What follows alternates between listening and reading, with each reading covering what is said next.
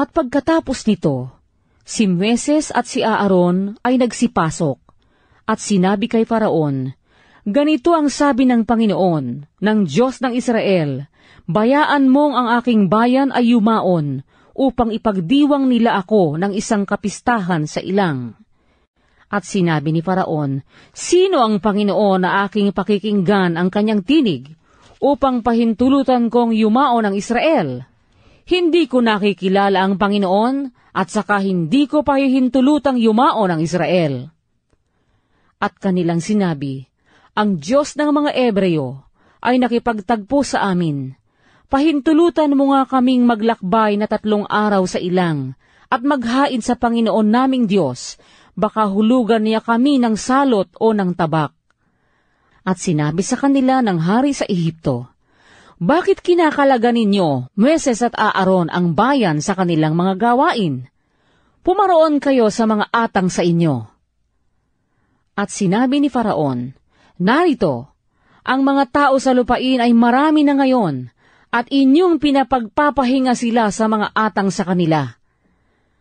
At ng araw ring yaon ay nag-utos si Faraon sa mga tagapagpaatag sa bayan at sa kanilang mga puno na sinasabi, "Huwag na ninyong bibigyan ang bayan ng dayami sa paggawa ng laryo, na gaya ng dati.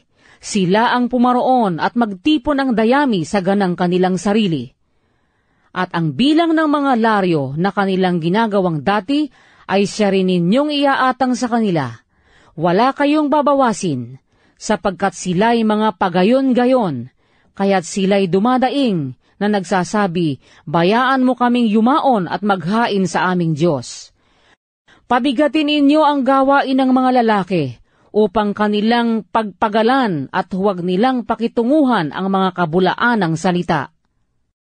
At ang mga tagapagpaatag sa bayan ay nagsilabas, at kanilang sinalita sa bayan na sinasabi, "Ganito ang sabi ni Faraon, hindi ko kayo bibigyan ng dayami. Yumaon kayo ng inyong sarili, kumuha kayo ng dayami kung saan kayo makakakuha, sapagkat walang babawasin kaunti man sa inyong gawain." Kaya't ang bayan ay nangalat sa buong lupain ng Ehipto, na humahanap ng pinagputulan ng trigo na panghalili sa dayami.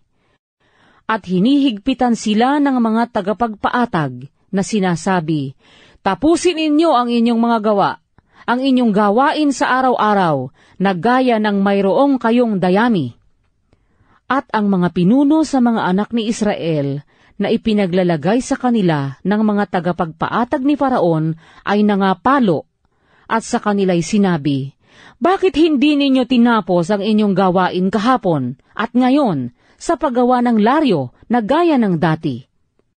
Nang magkagayoy, ang mga pinuno sa mga anak ni Israel ay naparoon at dumaing kay Faraon na nagsasabi, "Bakit mo ginaganyan ang iyong mga alipin?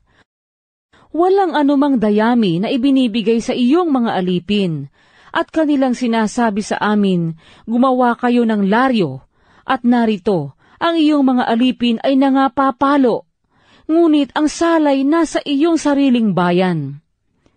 Datapwat kanyang sinabi, "Kayo'y mga pagayon-gayon, kayo'y mga pagayon-gayon, kaya't inyong sinasabi, 'Bayaan mo kaming yumaon at maghain sa Panginoon.' Kayo nga yumaon ngayon at gumawa, sapagkat walang anumang dayaming ibibigay sa inyo, at gayunmay inyong ibibigay ang bilang ng mga laryo."